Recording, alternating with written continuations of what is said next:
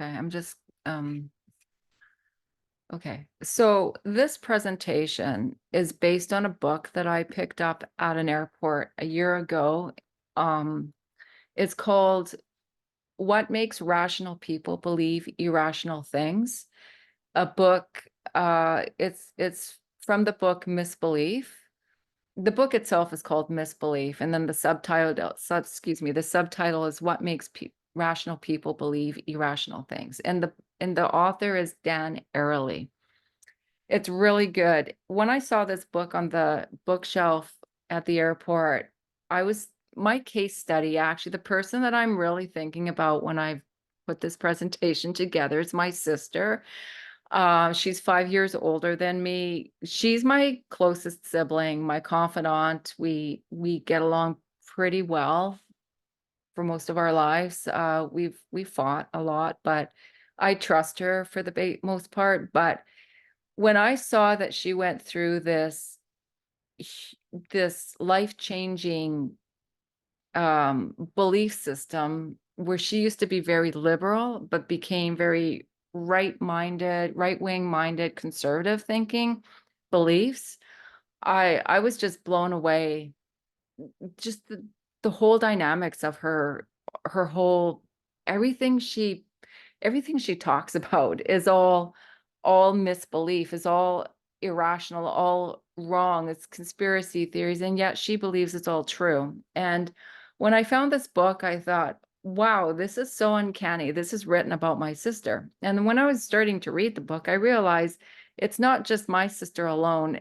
I think everybody, probably each of you who's listening to this presentation right now, you have to have somebody in your life, whether it's a family member, or a very close friend or a close coworker that you've worked with for years, who, um, h- uh, who you've seen the changes, the dynamical changes where they used to be rational thinkers, but now believe in outlandish things and have gone that down this funnel of misbelief, and they're in a whole different world of their own now, but they're not really alone because they've uh, gotten together with other people who also believe the same things they believe in.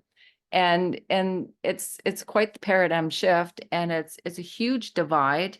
And it's a lot bigger than we know how big it is based on our message and our movement and the news sources. And we watched what happened in the US over the last 4 years prior to actually the 4 years prior to Biden's administration. When Trump was in administration, we saw the great divide in the US because we were trained to listen to the news, to choose the right stream of information opposed to the wrong stream. And we were being educated through our elders Tessa's presentations on how to decipher correctly and how to understand correctly. So anyways, this is why this particular topic is so interesting to me personally. And when I picked up this book, I thought, cool, I can do a presentation on it in the future, as well as learn why my sister has gone down the road she's gone down. And it's, like I said, it's incredible. It's like so uncanny. It's written almost what I've experienced and seen personally verbatim. That's how interesting it is. So it's misinformation is a phenomenon that definitely affects every single one of us. Yeah, I can't really, and I do want participation, by the way. Just I will be doing a little bit of reading. I want to explain what I'm reading, but I also there's some parts, paragraphs that I will ask some people to read, and that we can discuss it, have a discussion about what we're reading here. And I'm hoping that through this presentation that we can see and understand the general process that people undergo on with their journey from being believers to becoming misbelievers. There is a journey, and it certainly doesn't happen overnight, as we all know. Same with us. When we had to make the choices to change our beliefs, it didn't happen overnight. It was a battlefield. We lost a lot of people along the way, remember? The spread of conspiracy theories and misinformation are challenges that reach far beyond the realm of social science or social the society of people. Like it's a lot larger than what we understand, and the spread of it is enormous. It's actually worldwide. It's not just here in obviously North America, but we've seen how governments, when Trump, like I like to pick on Trump a lot because that's where we saw a lot of the changes. I mean, it was his whole philosophy was to make America great again, but under his rule and thumb and his belief system, and he believes heavily in conspiracy theories himself, and he brought a lot of misinformation into his government, and it was spread. And we're going to talk about that a little bit more in detail throughout this presentation. I don't want to give it all away right in the beginning, but we did see that, and we saw that other governments sort of were kind of copying Trump's philosophies, and especially over COVID, anti-vaxxing or the misinformation about COVID at the time. We saw that the 4 years prior to 2020, 2019, we saw the 4 years prior to that. So I have a question. This is taken from the book. I've just sort of reworded it in my own way. And I want you to think about this question. Whether you want to answer it, you can or not. It doesn't matter to me, but just think about these two questions. Number one, why do people not only believe, but actively seek and spread information? So people don't just believe in stuff, but they're looking for more information that's not true. They're actively seeking it and they're spreading it. So why do people do that? That's one question. And then the second question is, what would the process be of a seemingly rational person who begins to entertain, adopt, and then defend irrational beliefs? So once somebody that you know that they seemed rational, they begin to entertain misinformation or a news piece, a source of news information. They adopt it, they internalize it, they understand it as erroneous as it may be, they defend it, and then but their irrational, it becomes part of them, these irrational beliefs, and they also share it with other people. I don't know if anyone wants to take a shot at answering these two questions or not.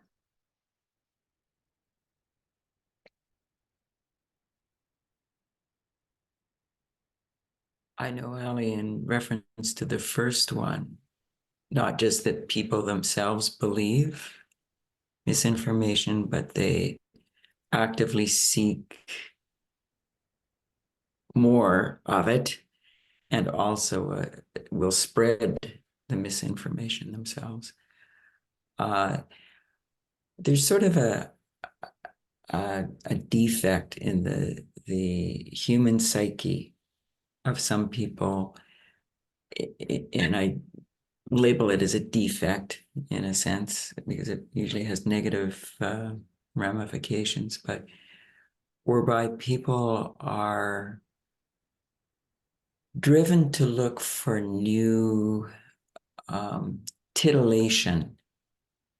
And in some cases, it can be, following Hollywood and Hollywood personalities and marriage breakups and gossip kind of stuff. Just what's the newest thing going around and sort of talking about it and spreading it. And when it comes to general things that affect everybody, they don't want to be left out. And as a consequence, often they gravitate to something that they perceive as being dynamic, exciting, whatever you want to call it. and they want to be first kid on the block to sort of run with the information. And that's it in the Bible. There's even a couple of passages where it speaks about the Old Testament, a messenger being sent, whether it's with David or King David, or whatever the context. There were a couple of them, but where a messenger runs, but that person doesn't actually have the message, but they still run and go to try to deliver it. And the speed, of course, that was how it was done, by foot. And that's where some of these marathon runners came from, having to deliver messages.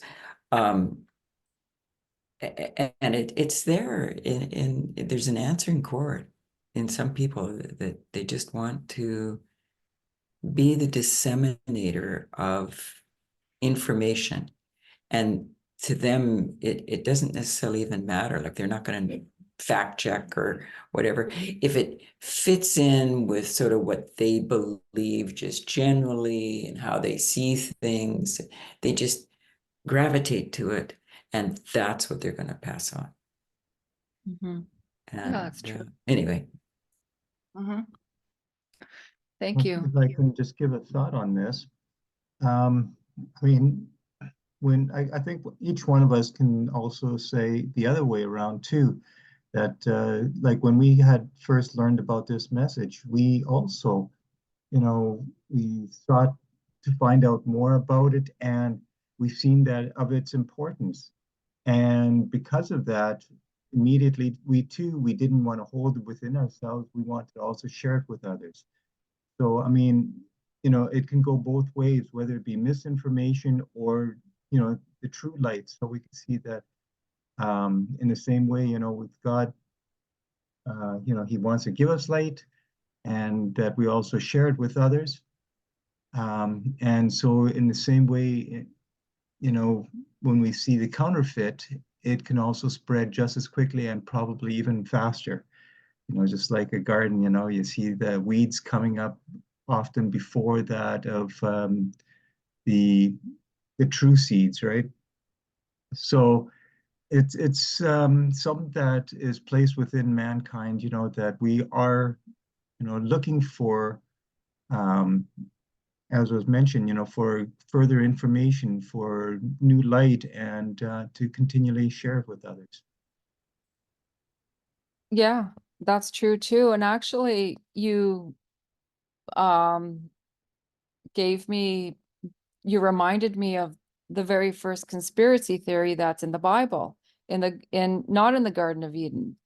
Or yeah, it was actually in the Garden of Eden. It was right at the tree of life. When Eve left Adam momentarily because she was attracted to that most glorious glittery tree that was covered in cherry blossoms, and it smelled so divine, and she was so attracted to its beauty and saw that there was fruit all over, and of course she was warned by God that they were not allowed to eat the fruit that was on that tree, but she was still very attracted to its beauty, and it just shone brighter and brighter, more than anything else in the garden. And so she went over to it just to inspect it and to look at it and to take in its beauty. And then she sees this incredible, beautiful critter in the tree that was shiny itself and had wings, and it glowed, and it could speak her language and entertain her with the idea that, if you tasted the fruit, that your mind would be enlightened to the most truths of the world, and that you would live forever, and you'd be brilliantly smart, and you can attain so many incredible things in your life if you ate the fruit. And she had a war within her mind that, God said, don't eat it, because if you do, you'll die. And here this creature is telling her you can, and you'll live an amazing life. And she believed the critter, its lies, its conspiracy theories, and its untruth. And she rationed the idea that she wanted to be smart and creatively adapt to the world in a most powerful way. So she ate the fruit under that beguilement, and then everything became dark. She saw for sure who she was. She was naked. well, she shared it with her husband, but her husband also loved her more than loved the truths of God, also beguiled by the lies, ate the fruit, and then their whole world became darkened. And that's where it first began. And then also when their children were of age, Adam or Abel and Cain, uh Cain was jealous of his brother because his brother always received the blessing with his sacrifices. He had sacrificed a lamb. This was after the sin of Eden. And Cain always offered the 10% of his harvest, his what he grew in the fields. And he was jealous that Abel was getting the blessings from God. And so he killed his brother based on his distorted information that he believed that like it's not fair that his brother gets the blessings yet he doesn't. So he thought that his offerings were as good or if not better, but yet he never received the blessings. So he murdered his brother based on false narrative of what he believed in. Like he looked through the world through a distorted lens, and he saw his world distorted. So out of jealousy, he killed his brother. So again, misinformation. And it all started right in the beginning. So it's like you said, Henry, it's part of our DNA, but we have a choice to get educated. Like that's the thing is, I mean, it's not really part of our DNA. It's just we are subject to it all the time. We have it in front of us. We have a choice. And through the marvelous presentations from Elder Tess on the two streams of information, we have learned, we've educated ourselves to take in the correct information and how to decipher it as we look at the current news events. So bringing that idea of the distorted lens, it's like misbelief is a process. In this case, people who are looking through a distorted lens, a view of the world. So say they're getting a news article, doesn't matter who, I guess it's maybe something from the Daily Beast. That's a right-wing news article, and they usually distort the truths or they fabricate information. And they read something, they reason with it, they they reason with it, and then they take that information and they share it to somebody else. They describe what they've read and or have learned, and they give it to somebody else.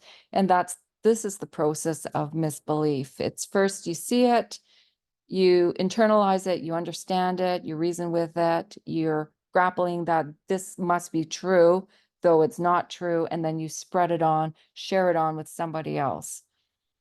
And that's how it grows.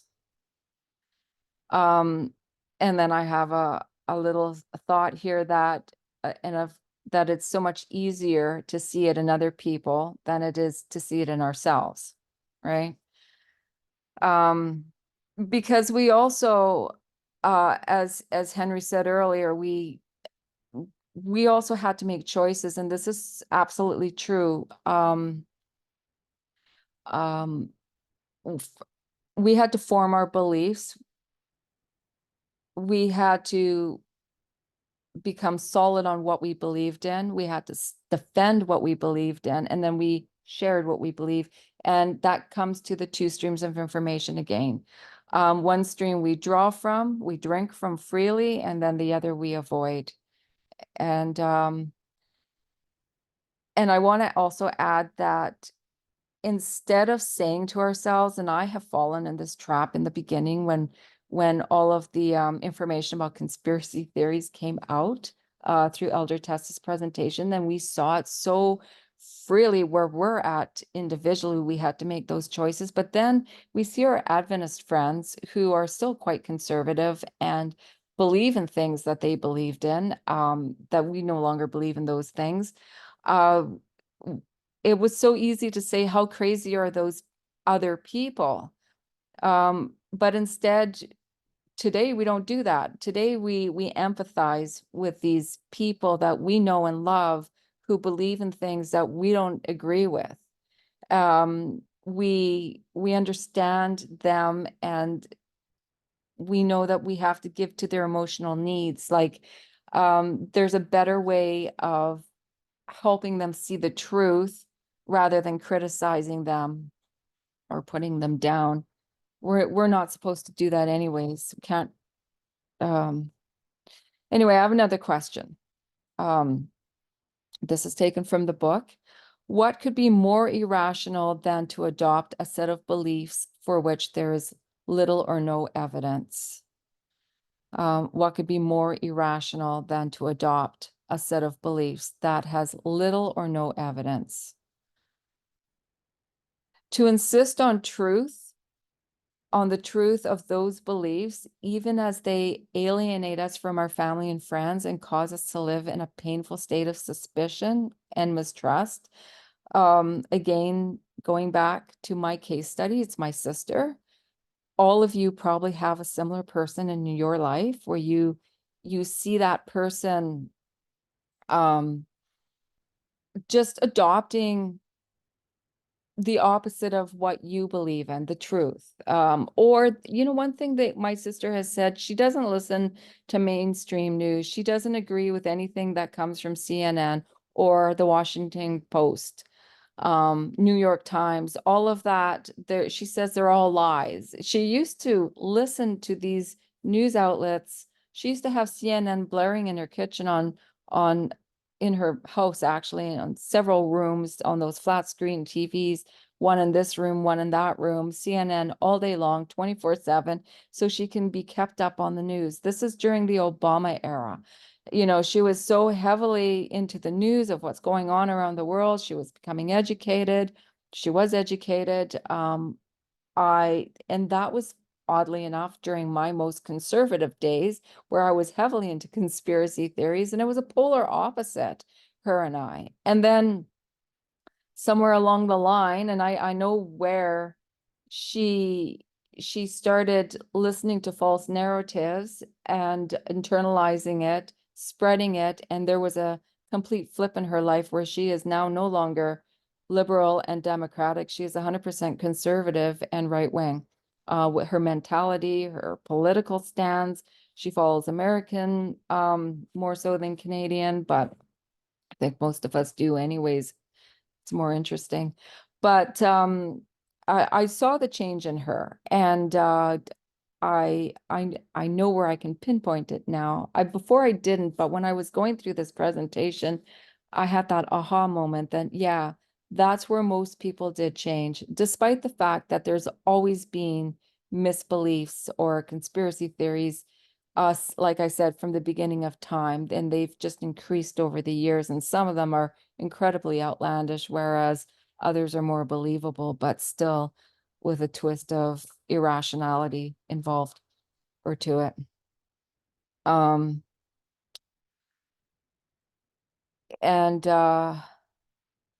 yeah, I have a little note there for myself. So yeah, okay, hang on a sec. Does anyone want to add anything in at this point, with like a little testimony of what you have experienced with your friends or family? Or anyone? Hi, Ali. It's Katia.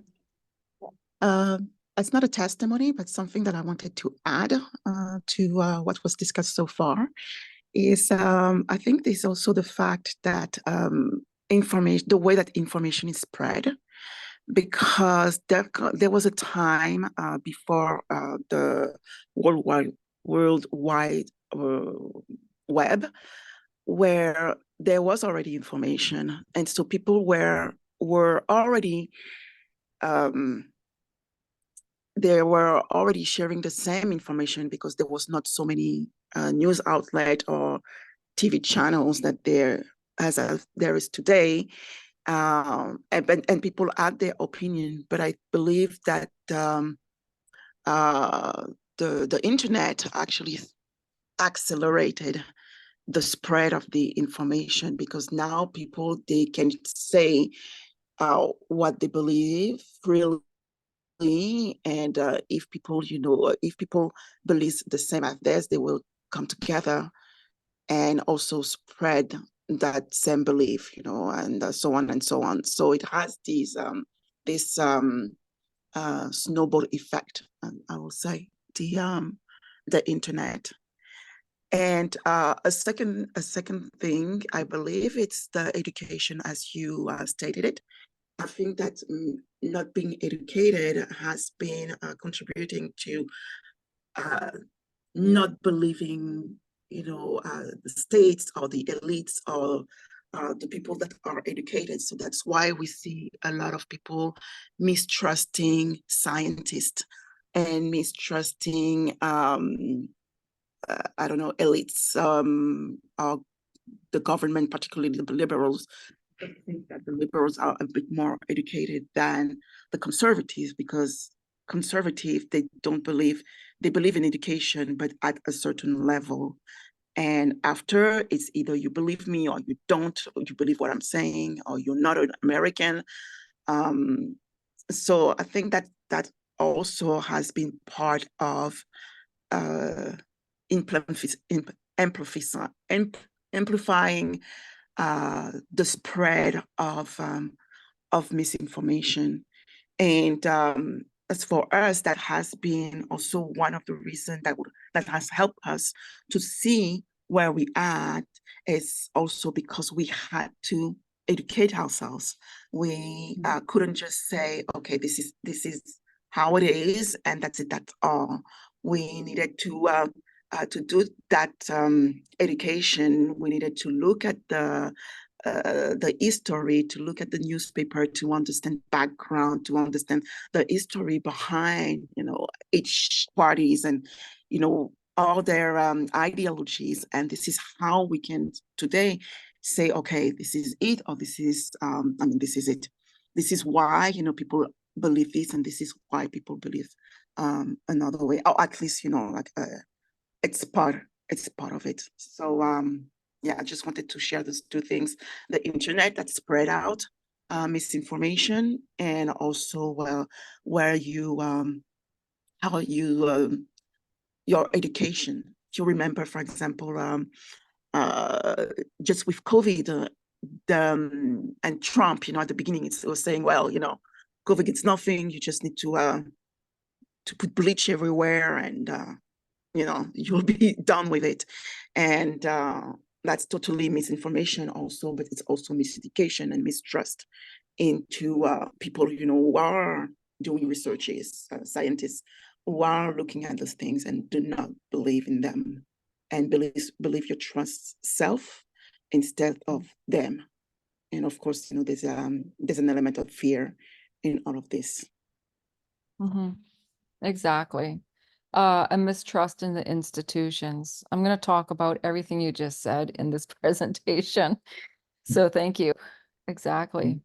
One other thing I've kind of seen is that as far as information is concerned, a lot of the things that we have been learning have been handed down from generation to generation, from one parent to the next parent. And so we get this here conservative mindset.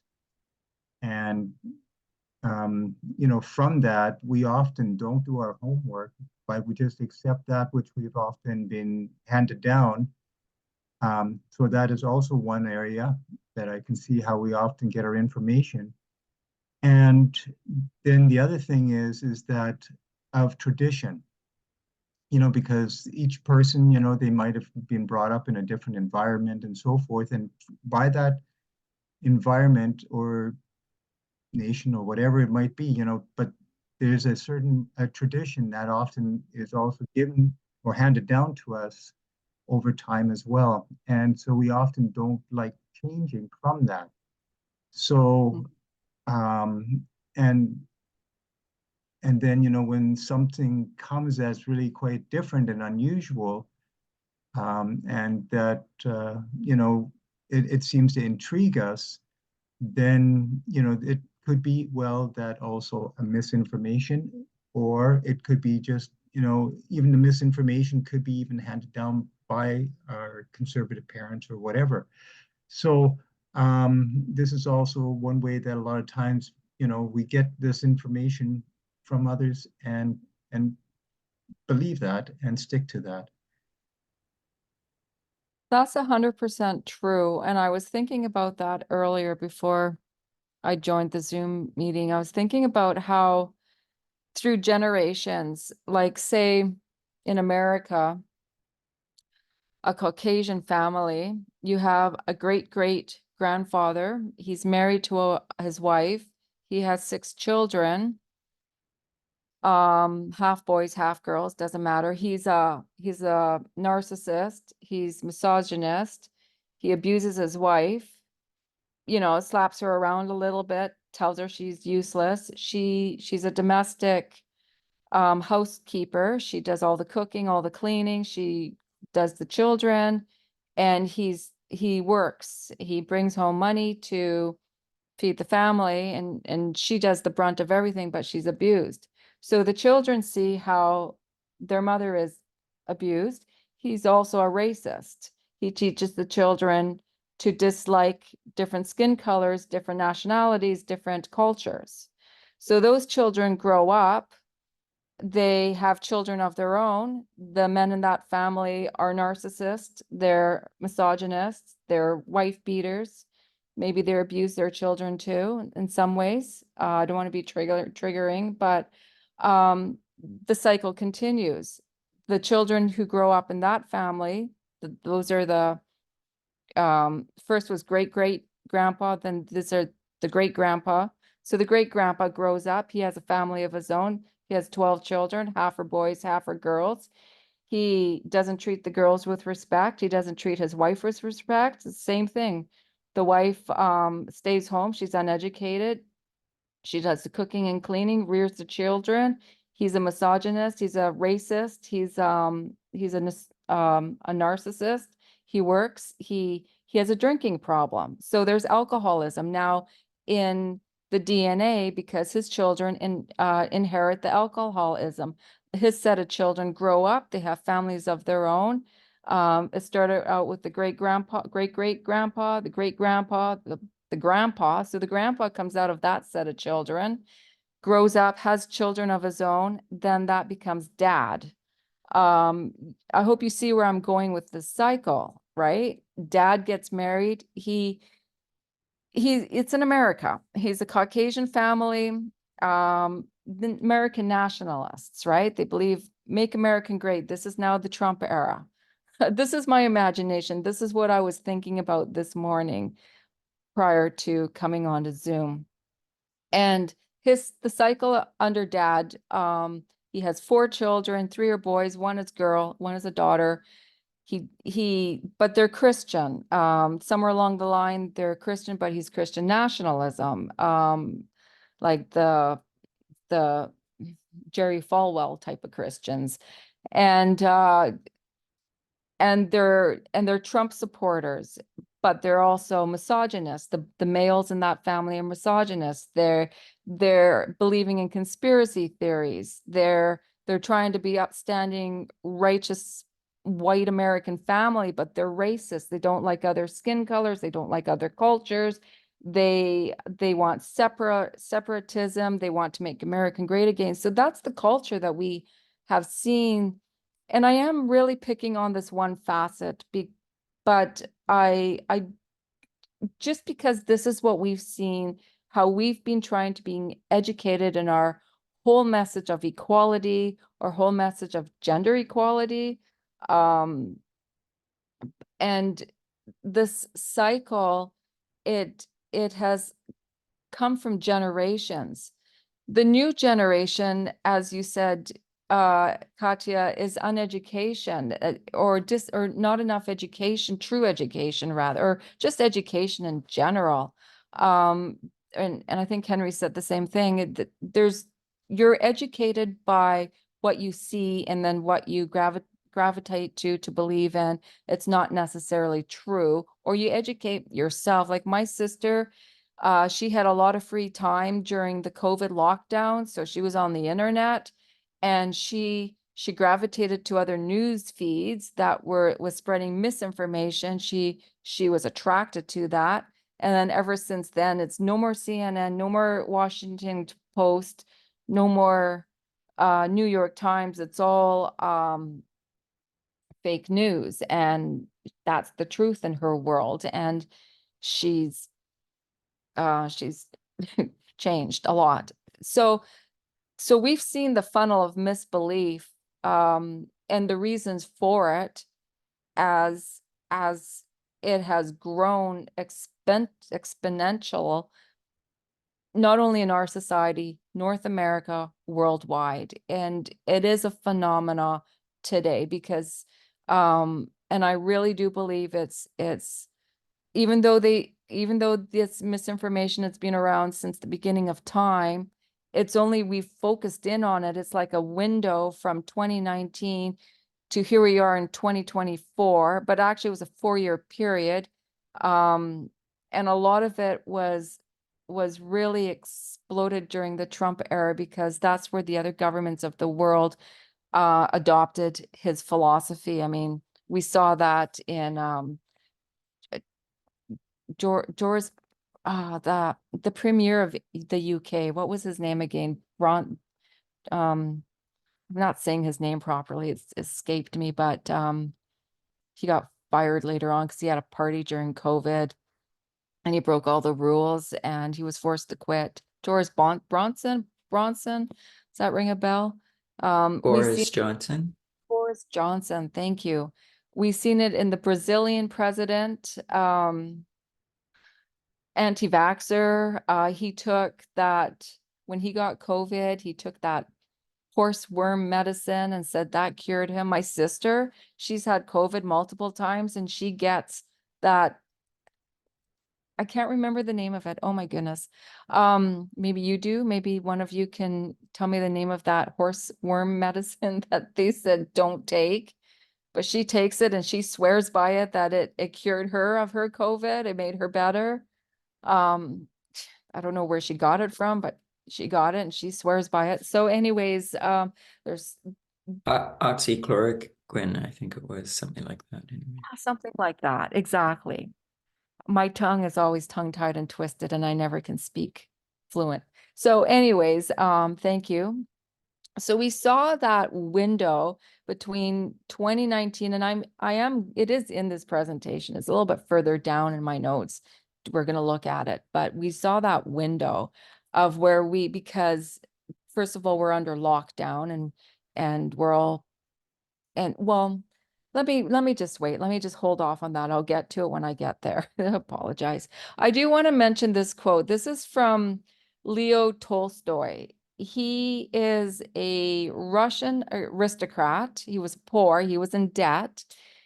He joined the army at the time. During the 1800s, he fought in the Crimea War in the 1800s with the Russian army. And he joined the army just so he can, get paid and pay off his huge debt that he had. But he found that when he was in the army, the war, it wasn't to his liking. He wasn't of that nature. He didn't like it. So when he could get a discharge, he left the army and he became an artist. He became also an art critique, and he wrote art theses on artists and critiqued their work through discussion. And he wrote a thesis on an article called "What is Art?" And this paragraph that he discusses is quite fitting to the narrative of misbelief. And it's actually taken from the book itself. I just did a little history on who Leo Tolstoy is. And he says, I know that most people, not only those considered clever, but even those who are very clever and capable of understanding the most difficult scientific, mathematical, or philosophic, can seldom discern even the simplest and most obvious truths if it be such as to oblige them to admit the falsity of conclusions they have formed, perhaps with such difficulty. Conclusions of which they are proud, which they have taught to others, and to which they have built their lives.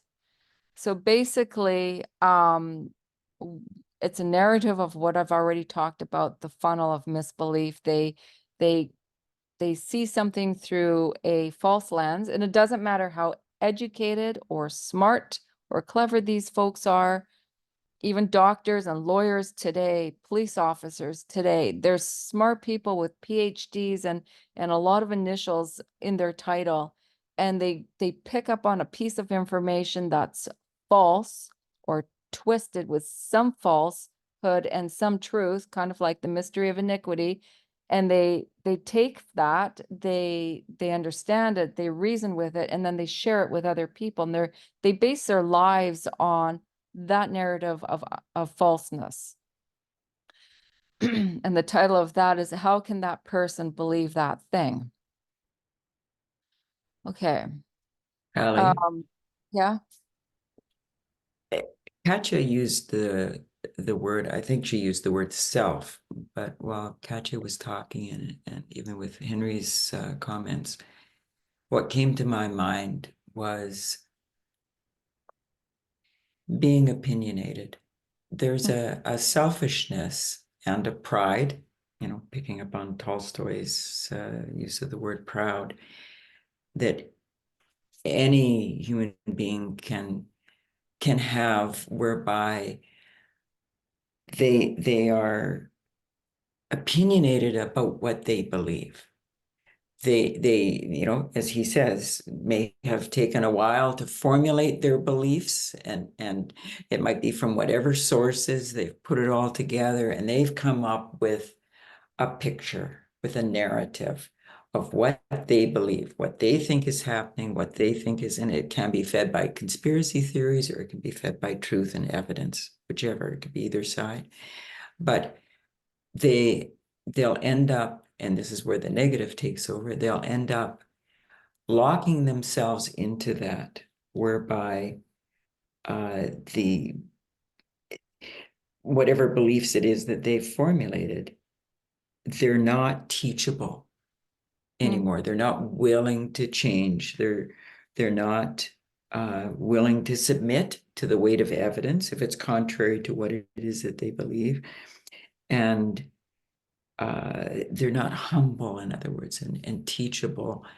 And so that feeds on itself, because as a person spreads to other people, and they maybe get more attention, and people ask them, and they sort of become almost sounding like an expert and so forth, they get more strokes, and so they just want to do that even more. So it's an interesting process, and I'm sure you're going to go into it even further, but there is a psychology to it, I'm sure. Oh, there is a tremendous psychology. This book that I'm reading actually goes heavily into that. And this presentation is only based on the prelude to chapter 1, and I don't even think parts of chapter 2. Like, I'm not even going into all of that. There's so much more detail involved. But I like how you said they're not willing to change, and that's a fact. They changed at one point. At one point, they made a change to change from one mindset to the other mindset, and there is that science to it, and there was research done on that. I might be touching on that a little bit. I know I was going to. I may have deleted it. I don't remember now, but there is scientific evidence about that change. And I think what the book actually talked about was pre-COVID, before COVID came along. It sort of talked about how people change their stance. Very few people change, but some people do. They change their stance on political parties, who they follow. Like, maybe you're conservative all of your life, and all of a sudden something happens in that Republican Party and it doesn't make sense anymore. You don't like where it's going. It's not the conservative Republican that you're used to. It's changed. So you don't like the liberal aspects, but however, you see some truth there and maybe you flip and you change your political. It doesn't really affect a whole lot of people. If it's just a small minority that makes certain changes like that in the world, or if you change your favorite football team or hockey team, right? Like the book talks about that. It doesn't really have a big impact in society, but during this lockdown in 2020 with COVID, like a large numerous amount of people, like I don't have an exact percentage, it's just a big amount. I'll be talking about it too further down. Flipped. They changed their opinion about what they used to believe in, and they believe in other things now entirely irrational. And because they had too much time on their hand during that time period, especially when they weren't allowed to go to work, and so forth. I hope I'm adding to what you were saying, Debbie, and not distracting from it, but I caught on to that. So I have And two just quotes. at this point, Huh? Sorry, go ahead. Yeah, this is just in regards to what Debbie was mentioning too, and you know that word pride and truth, they kind of go hand in hand in this case, because you know when a person tries to pick up something and they see a certain point, well, like you had mentioned, you know, part falsehood, part truth. It's the part that of the truth that they kind of see as being real, and so they do that research and whatever else. And it's like with everybody, nobody likes being wrong. And I'd like to make that point very plainly because, you know, if they pick up something, then they think it's real to them. And, you know, you've heard, you know, the saying that the truth will become a lie and the lie will become a truth. Well, this is the same kind of a scenario where if a person picks up just a certain point and they think this is right, and then they look into it in that particular realm and they try to figure out or see all the true points that support their particular viewpoint. And it soon becomes a truth to them, a absolute truth to them, where everything else doesn't seem to matter anymore. And so that lie becomes the truth to them. And so, and this is just the point that I want to bring out. Nobody likes being wrong. And, you know, conspiracists have that same kind of scenario. So. Okay. Thank you. I have a quote here in blue. If somebody could please read it. Can you see it clearly? I can read it, Allie. Thank you. Does it start directly? No, you can skip that part. It's just the quotations in blue. It starts with it sometimes. It sometimes seems that the growing tide of misinformation and false beliefs has left no community of family unscathed. When you hear the words conspiracy theory, what comes to mind probably isn't tinfoil hats for little green men. It's much more serious and more personal. Anytime I mention this topic, I see painted expressions. People shake their heads and tell me about their friend, their cousin, their parents, their in-laws, their kids, the ones they're afraid to invite to parties or family events, the ones they can't talk to at all. They just can't wrap their minds around how that person ended up believing those things. Thank you.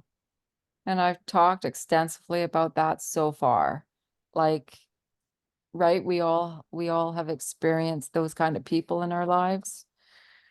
And the saddest part is where at family events, we used to have the most intelligent conversations, really smart ones, like based on what we're watching on the news pretty much, and just good conversations. But now when that particular family member comes over for a family gathering, a dinner or whatever, we don't talk about anything except for how nice they look, maybe a little bit about the weather, because it's such a touchy, I mean, their whole world has changed, their whole view of everything, their whole livelihood, everything is based on their new narratives, what they believe in.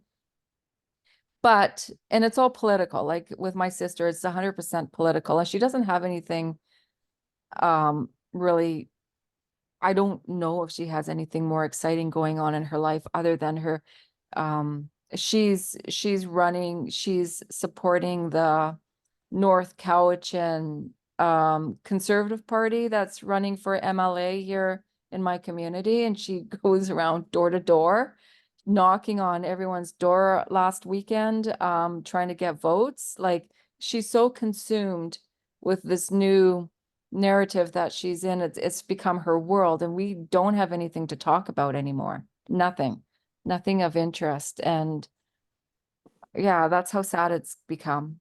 This if anyone wants to add to that, please feel Yeah. free. I guess I just wanted to comment on those words, the growing tide of misinformation, because we know that in the great controversy between Christ and Satan, there's always been the two, the true and the false. And earlier when you were talking about,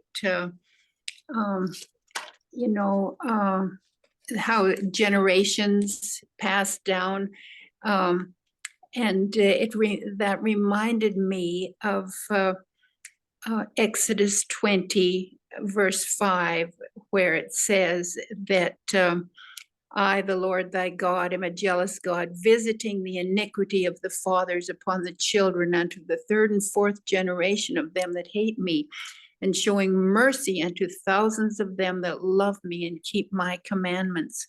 Well, and this was my dad's experience when he was a young boy, 12 years old, being raised in a non-Christian family, very coarse and an unhappy family, even though his mother had Quaker roots.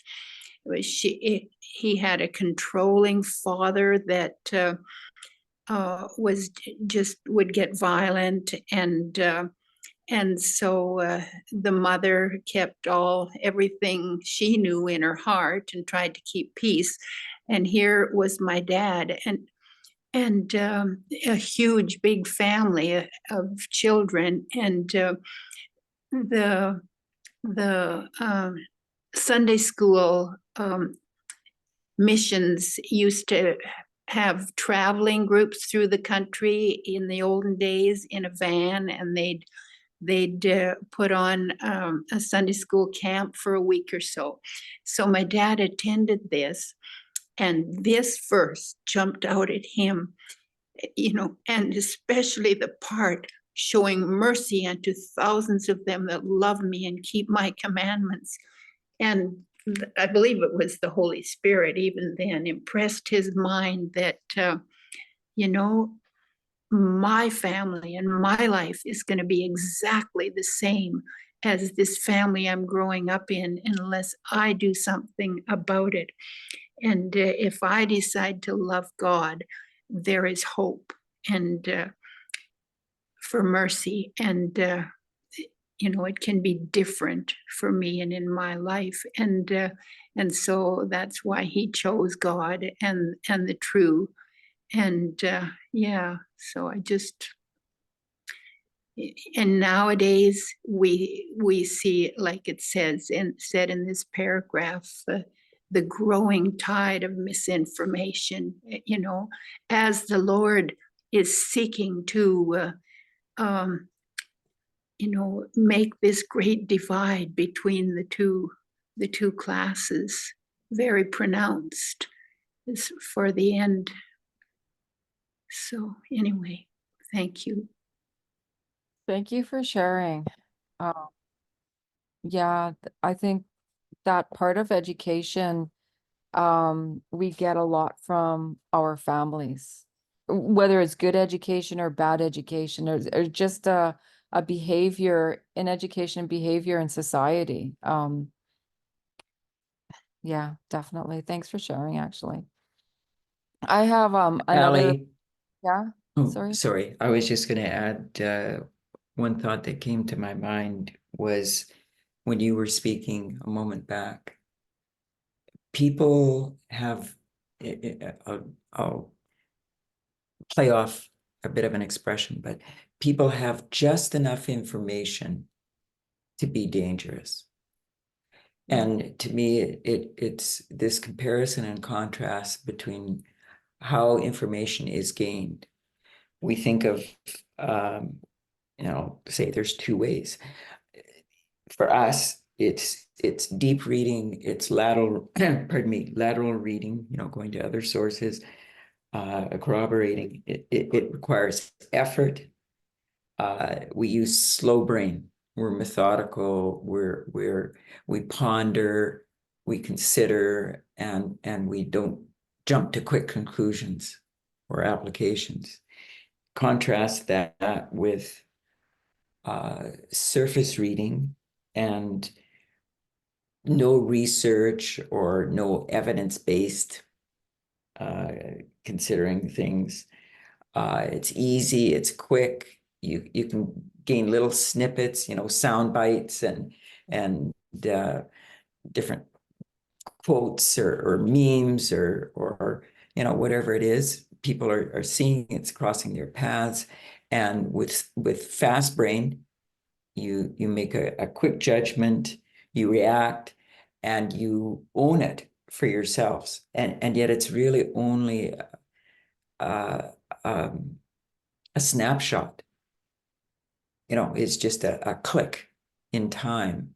And that's often what a lot of people, if you really were to have, not that they would necessarily let you, but to have a real discussion, probing, why is it you believe this? How did you come to believe this, etc. In many cases, there are situations where people wouldn't really be able to tell you or explain it or describe how they moved from over here to 180 degrees over here.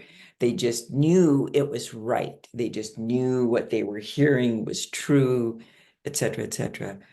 So some of it comes back to how people gain their information, and certainly there's a contrast for us in the movement.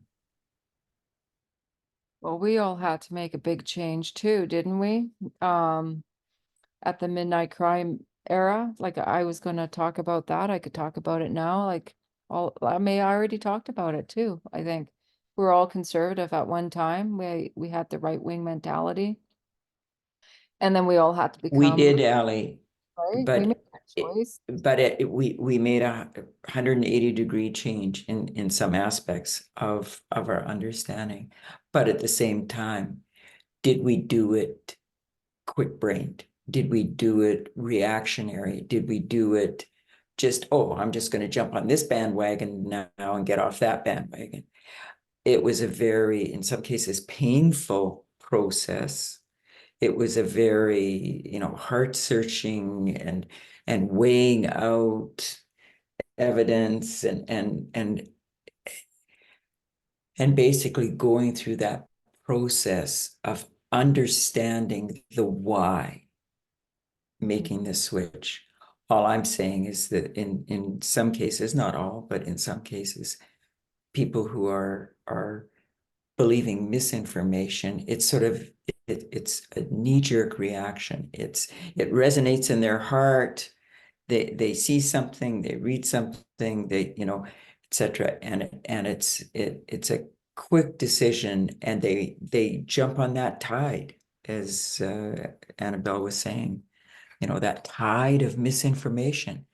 And even in spite of themselves, they get swept along. And what happens is there's always something that's going to still feed it, feed it afresh and they'll say, oh, yes, yeah. You know, they don't like government interference. So COVID protocols, wow, yeah, of course. No, I'm on that side for sure. And all of the other things, there still is a difference with how they ended up perhaps making their change.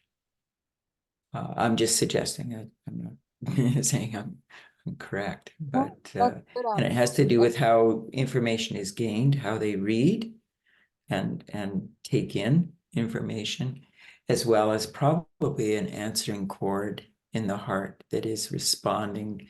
Something about the misinformation strikes a chord with them. Definitely. Thank you for sharing. Would you be interested in reading this next paragraph? It's also taken from the book. It's in Burgundy.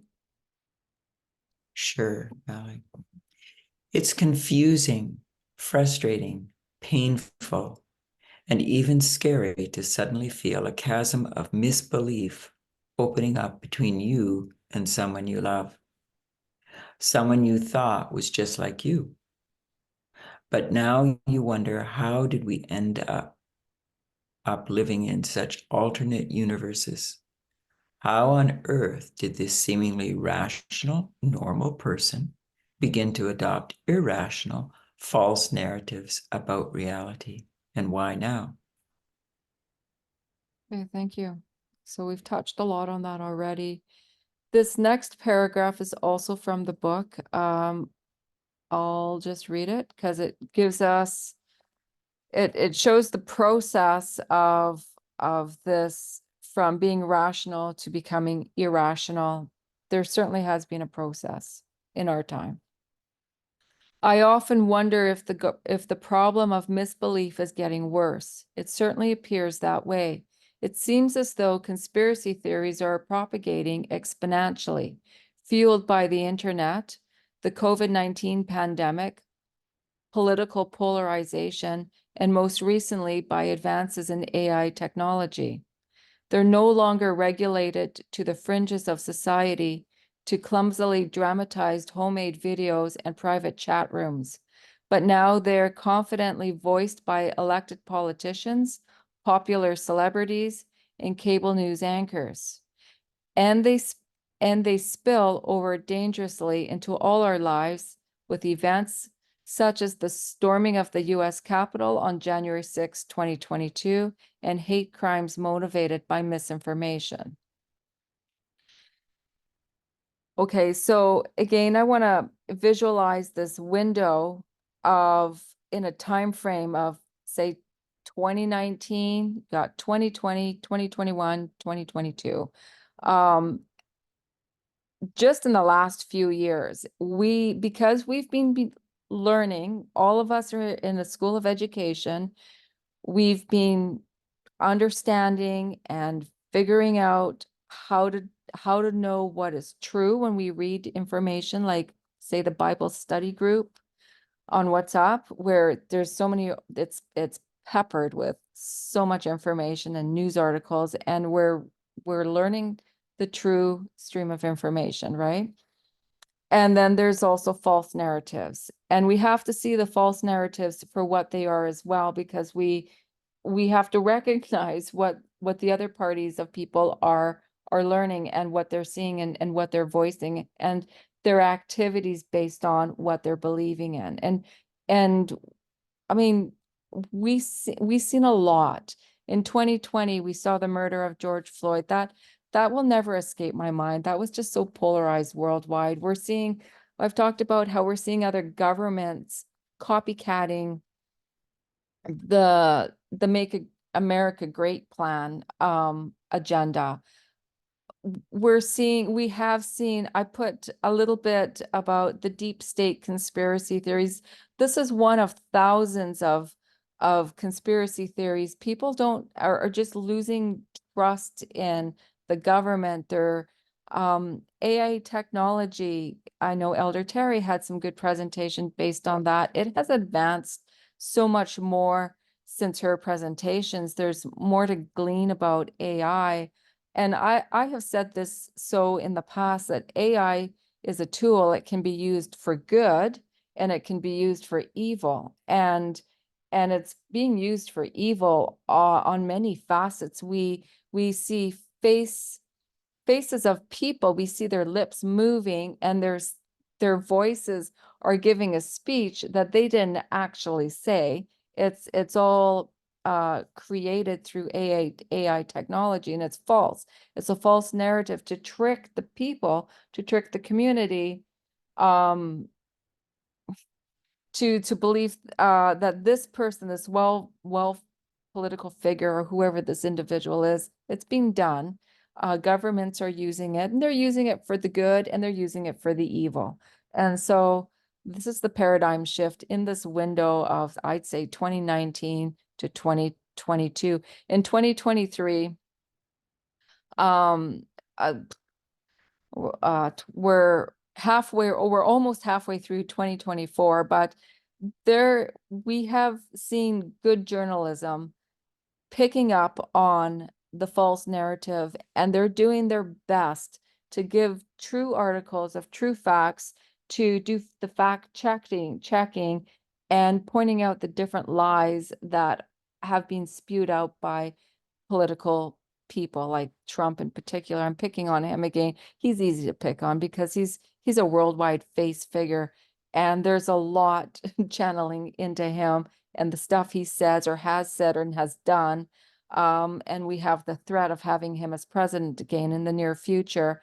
And it, all the mess that he had created the first 4 years, the next 4 to 8 years under his reign, if he's president, will be worse. And it's good for us to see how it has been, and the potential of it really becoming worse. There's a lot of work for us to do.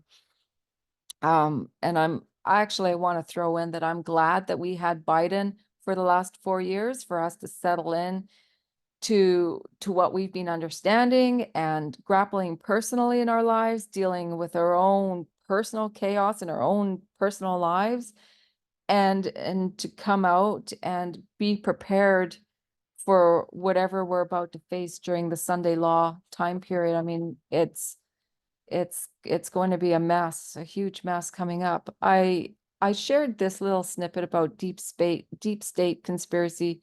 Like I said, I think I heard you just talked about it. I don't remember if I did or not. But it's just one of many conspiracy theories out there. And I'm just going to read with this. I just took it from Wikipedia. It says, a body of people, typically influential members of government agencies or the military, believed to be involved in the secret manipulation or control of government policy, the deep state and its policy of allowing extremist ideologies to flourish, may be actual issues of concern.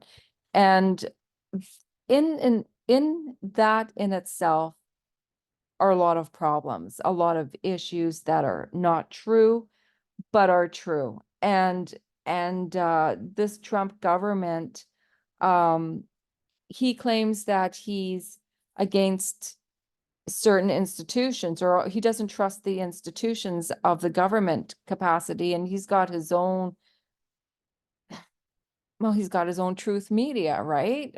He's got his own media channel. He calls it Truth Media. It's not true. Like, it's all not true. It's his narrative of how things should be. Like, one of the greatest lies, the stealing of the election, right? Half the country in the US was divided on that, and all the money that it cost to be dragged out through court just to prove that the election was not stolen, in fact. And who paid for all that? Federal Reserve or taxpayers' money, and it was dragged on for months and months. So there's huge problems when you have elected political figures in government and power, when they're not speaking the truth. And then you have people who believe in them, and they do crazy things like storming the US Capitol a couple of years ago, hate crimes and so forth. It's a mess, and it's about to get messier as we come into. As every day that goes by, there's just more added onto it. It'll never be a good life for us anymore. And we're at the end of the world. We know that anyway. And this is the window I was talking about. Around COVID-19, there has been a great number of different non-factual claims or conspiracies. The pandemic created extreme conditions for helping us all understand the general problem of misbelief. Where else in our history have we seen such a combination of widespread confusion? We could talk on and on about the different confusions, just different information coming out. It was rather confusing. Still is confusing for many. Stress and fear. Somebody talked about the fear factor of misinformation. And sure, I think a lot of us probably experience stress and fear. I mean, unknownities. We ask questions on our Zoom group all the time. I asked a question a little while ago about how exactly does one act like a radical feminist? That answer, I never got the answer to that. I looked into it and I could figure it out myself. We don't have, there's lots of stress and fear in understanding exactly who we are in the movement too, but also on the outside of that, if it's misinformation, people, like when the COVID vaccine, when we were told that we needed the vaccine, there was a lot of fear about it. We're grateful for Elder Tess coming out with an excellent presentation on vaccines, and all of us got vaccinated based on trusting and believing in the truth, trusting in God, trusting the Worldwide Medical Health Organization Authority. We wanted to, it wasn't just wanting to pass a test, but it's a livelihood. We believe in this wholeheartedly, so we got vaccinated. We followed the mandates of mask wearing. All of us, there was stress and fear involved, but we did the best we could to our ability based on the education that we received, and we went forward with that. Social isolation, and the loss of support systems during that time of lockdown, all of us probably were affected by it. I wasn't so much because I was taking an online course at the time and I was home 24/7 regardless because I was in school, but everybody else around me certainly was affected, and that was the time of the shutdown. Each province had their own shutdown. The whole world was shut down. Airplanes weren't traveling. There was no more holidayers going to other countries to enjoy everything. Everybody was stuck at home, and it was even worse for people who didn't have a backyard, who were stuck in apartment buildings, maybe on the 36th floor in a high rise in some city. You weren't allowed to go out. And so in your prison, you're surrounded by your walls, your family. You had way too much free time on your hand. You were napping the day away. You were surfing the internet, believing all the false narratives, the lies about COVID, about the vaccines, about China. So much bad information came out of that. Plus, people were really dying. The truth of it is COVID was bad. That first phase of COVID was horrific. Thousands and thousands upon hundreds and thousands of people died everywhere, worldwide, daily. There had so many bodies, they didn't know where to put them all. Incinerators in India, I remember reading, were going 24/7, and they were losing power because they couldn't keep up on the power grid to burn these mass amounts of bodies. People didn't know what to do with these dead bodies. Like, it was just such a I'm not even saying the word properly. I don't even want to dare say it. I'm being recorded, but you know what I mean? It was like end time events, like in our face. It was just so exploded on the news. It was horrific at that time of the year in 2020. So too much free time on the internet. People were either watching every single Netflix movie out there, or they were changing their opinion on political, where they stood politically. They were looking at just looking at false information about, or the lies about the governments. And they that's where my sister, she had the free time on her hand. And I know that's when she changed her stance from being liberally minded, where she used to believe she was all about human rights. She was into human rights issues. She always fought for the one that was oppressed. She had a voice and an opinion for women. She was more rounded about women issues, women's issues, equal rights. But when she had that free time on her hand during the lockdown, she surfed the internet, and her whole political outlook changed. She does not believe that women today, like I had a big argument with her a little while ago, women have equal rights in her opinion. We are not demonized. We are not paid less in society. We are equal to men. And she believes that, but that's not true, and that's not the case. But whatever she was feeding on in her free time, she was being re-educated in a false narrative, and that's where she stands on today. And that her, along with a large percentage of other people worldwide, have changed their stance. And that's basically where this book is taken, walking down the funnel of misbelief. Basically, it's kind of started, even though we've had years and years of conspiracy theories, but over the last few years alone, this is where we see such an explosion of why people are the way they are today.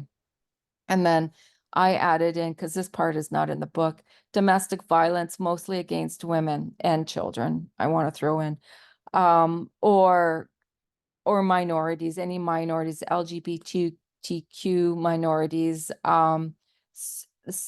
so many articles of how, you have misogynistic men in the family. They're abusing the women in their family. They're stuck in these apartments for days and days and days on end. They're not allowed to go outside.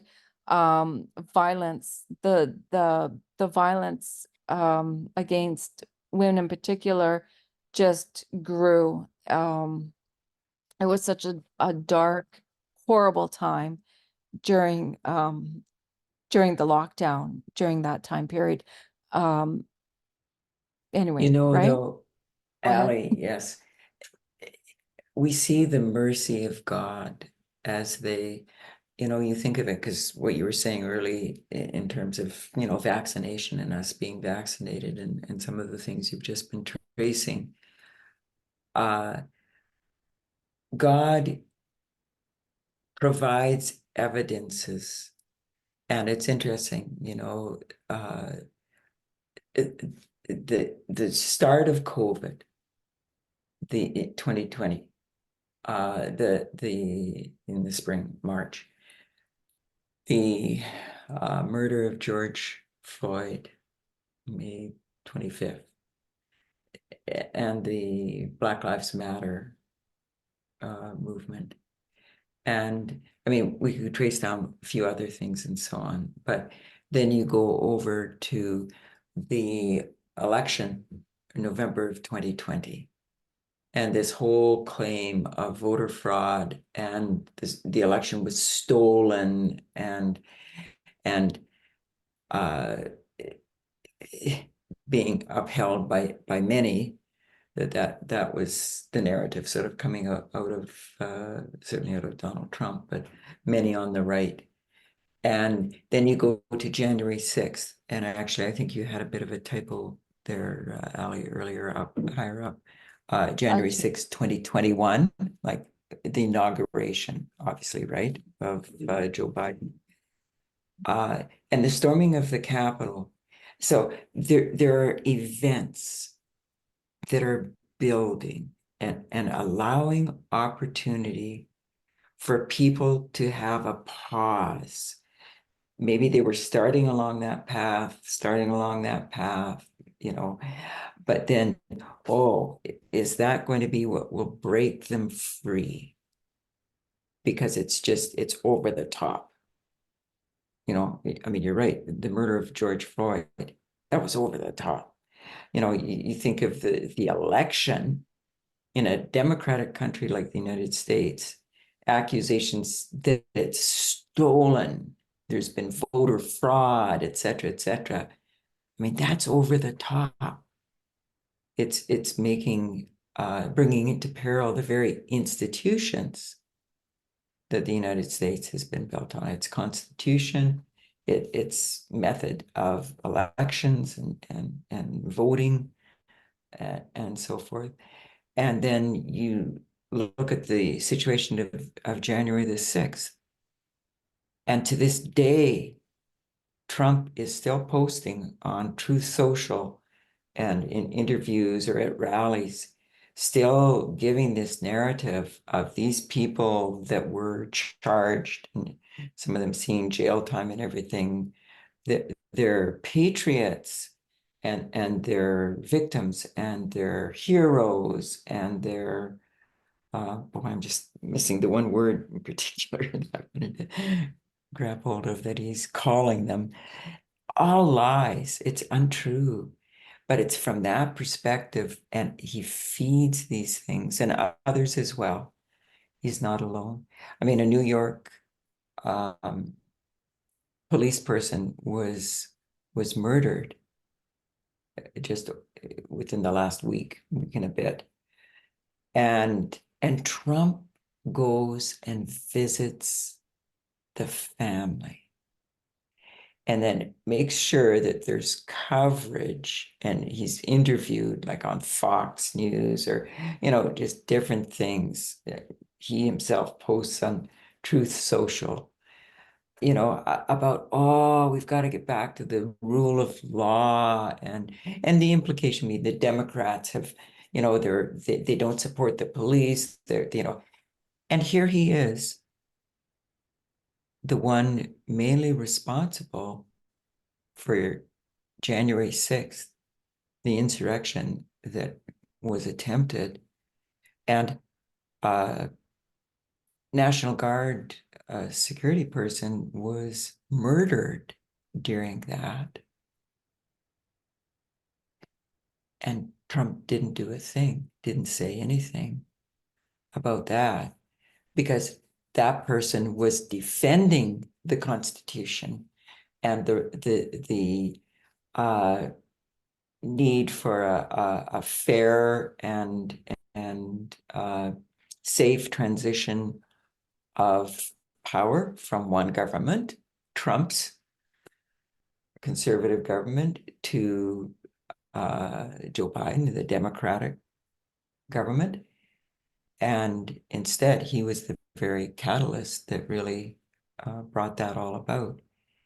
So there are, just as for us in making our change in mindset in reference to things like vaccinations, things like being conservative on the right, shifting over to the left, et cetera, various things that we have changed over time.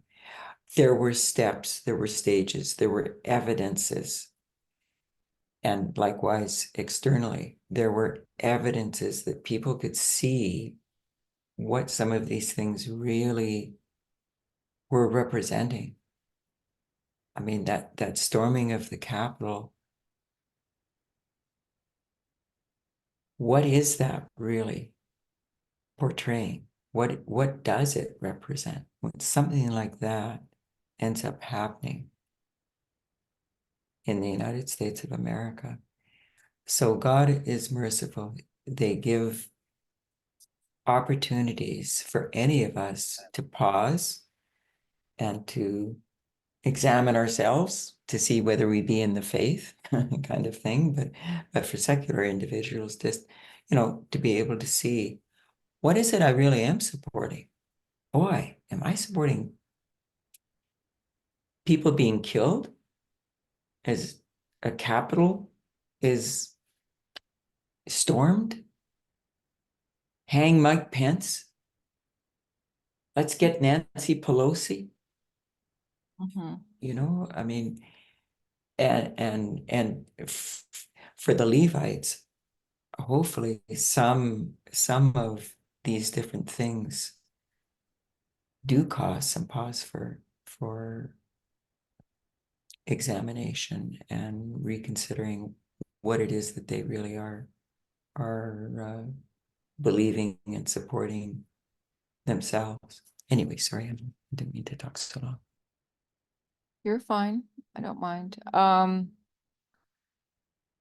But yeah, and actually thank you for putting the timeline in there because I wanted to put the timeline in. I didn't. I didn't have it. I don't have a whiteboard for one thing, but I wanted to include it, but I didn't make the time to do that. So, but you did, and I appreciate that. Thank you. I'm closing up now in this presentation, and if anyone wants to add any more, please go ahead. So I'm recapping.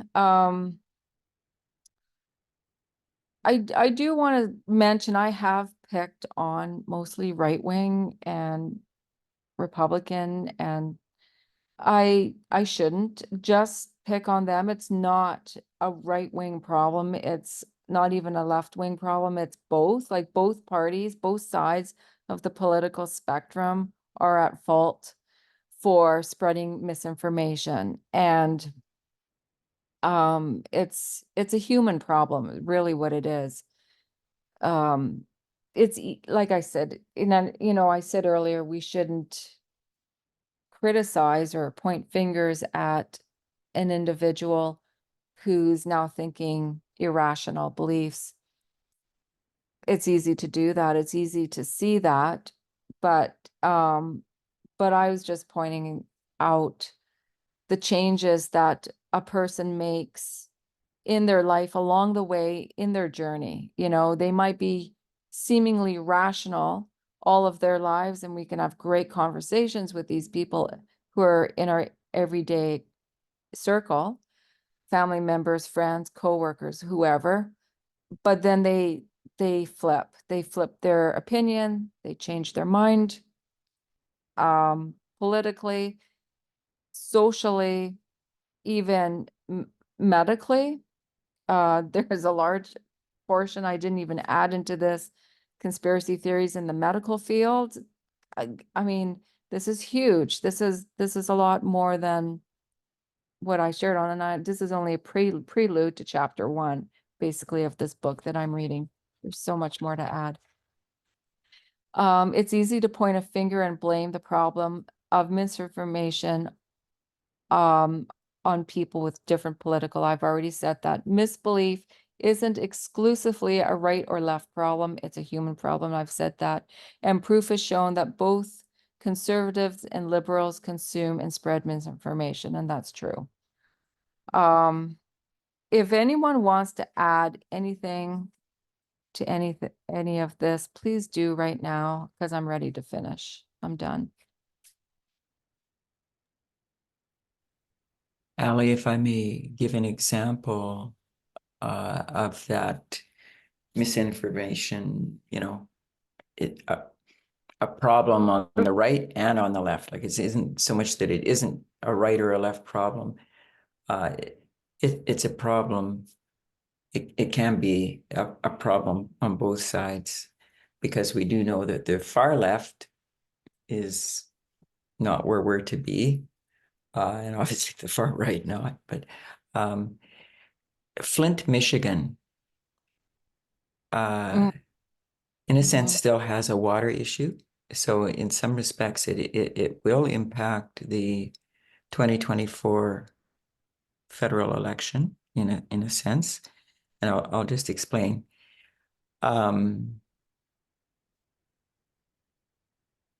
It originally the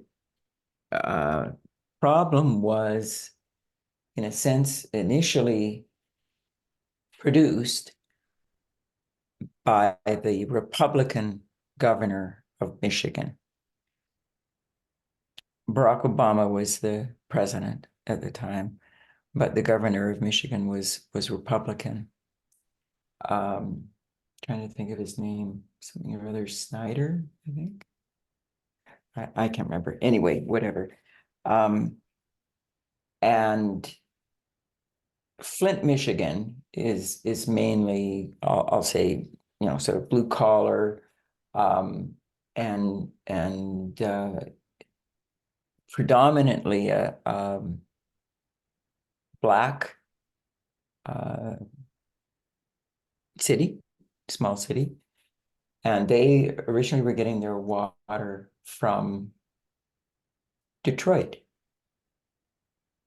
And it was, and I mean, I think it stemmed actually from the Great Lakes, but whatever, it was pure water, clean water, etc. And it was the governor who decided, because he wanted to give some of his cronies opportunity for building projects, making lots of money. And himself actually included, got implicated a little bit. But anyway, it worked out that water was diverted from the Flint River for the people of Flint to be using. And the Flint River was a dumping ground. Old vehicles were dumped in there with all the corrosion and the oil and gas leakage and etc. And it was polluted on so many different levels. And the agencies involved, and they made a Flint water plant and had hired people, agencies and stuff to manage it. And people didn't like this, but they had no say in it. And the authorities were all indicating, oh, the water's fine, the water's fine. And people were sort of, noticing, boy, it's like brown when it comes out of my faucet, it smells horrible, and et cetera, et cetera. So long story short is people started dying. Legionnaire's disease, a lot of people died of it, but it, in many cases, got traced back to the water because these were otherwise perhaps healthy people. Children were in danger because it affects growth, it affects brain development, and et cetera. And so the people of Flint started to really push. They want the old water system back, that, this is, we don't want this. And at every level of government and these agencies and everything, they said, no, it's safe, it's safe, it's safe. And this went on for a couple of years. And at any rate, at one point, Barack Obama went to Flint. And the people of Michigan, but particularly, understandably, those in Flint, wow, this will be phenomenal. Now we'll get some action. Our case is going to be heard, and we'll find relief. And it turns out that Obama actually put them under the bus. Two different public engagements that he was at that obviously got filmed and put on the media and so on. He ended up asking for a drink of water. And in the one instance, he said, I'm not much of a showman. I don't like pulling off stunts. But he Has anybody got a drink of water? I want a drink of water. I want a glass of water. No, I don't want a bottle of water. No, a glass of water. And sure enough, he puts it up to his lips and makes as though he's taking a drink. And it's Flint water. And people were absolutely shocked. I mean, it turns out he actually didn't drink any of it. Like, he put it up to his lips, but that was it. He just sort of basically maybe wet his lips, so it looked like he was taking a sip. And then he left. And so Michigan is one of these swing states that for the 2024 election is possibly going to be a fairly pivotal one in terms of how the vote goes, whether in favor of Joe Biden or Trump, because quite a few of these states now are protesting by, writing in on their ballots uncommitted or, just different things. And a lot of people in Michigan who had been Democrat have reconsidered. And there even are some that are saying they're going to vote for Trump. So this misbelief and the misinformation and so on, mistakes do get made, both on the left and the right. And so it does become important, certainly for all of us, to be able to sift the information, sift the sources, and not get caught up. This book sounds very interesting, Ali, and you've done a good presentation. What we believe is important, and it doesn't come out of a vacuum. And are we able to necessarily change somebody else's mind, change their belief system? I think in many cases, most of us are hoping that some of what we individually or even as a movement will do has the hope of that. If only a family member here or there, or a friend or an acquaintance or a Seventh-day Adventist friend that we have. But yeah, it's pretty serious stuff because people get very polarized and they dig themselves in. Thank you for sharing, Debbie. That was a good narrative about Flint. It's true. I remember watching all of that when Michael Moore did a presentation on it.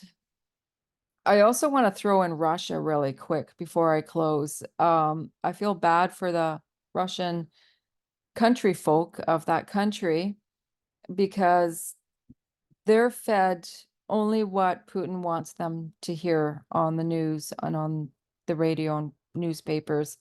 Their news system is 100% controlled. And with the latest charge last Friday, I suppose, when the two gunmen went and shot all those people, Al Qaeda took responsibility for it, but Putin told his country folk that it was the Ukraine.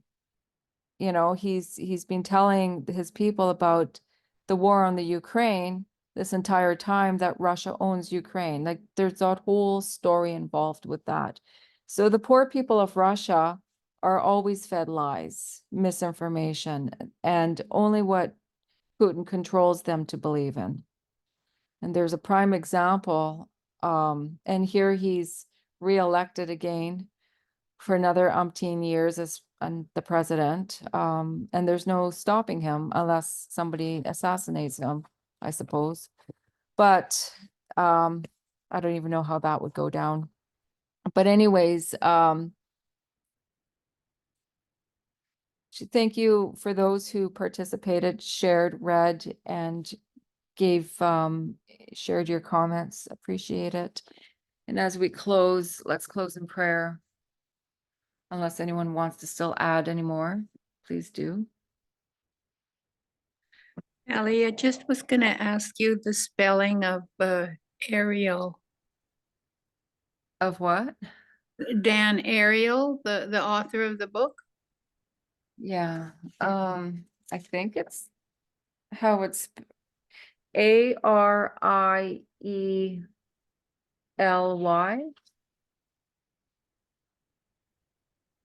Ariel, Ariely, Iely. yeah, Thank you. Thank you. okay. Good book, I recommend it. You can buy it on Amazon. Shall we pray? Just a quick correction, Ali, it was actually ISIS-K, not Al-Qaeda, in Oh, terms of the concert hall in Russia. okay. ISIS, oh, yeah, that actually rings a bell. Apologies. Okay, let's pray. Dear Holy God, we want to thank you so much for bringing to our minds, our attention, truths of which we to focus on to help us understand everything that we need to be well prepared to stand firmly when more troublous times comes our way. We've been privileged with messages of truth for the last several years, and as we get more firmly grounded on our message, that we maybe become helpers of those around us who don't see things the same way as we do. Loved ones, friends that we've had for years, coworkers that we love, just people in our inner circle who have seen light and truth in news information that is completely erroneous. But we can't just talk to them simply. I pray that you'll give us the tools to share the truth and hope to gain more souls for eternity. We want to thank you for the gathering that we could do, for all that joined us, keeping us safe for the rest of the Sabbath hours, and that we find the blessing and fellowship here today. Thank you for your mercies. In the name of Jesus, we pray. Amen.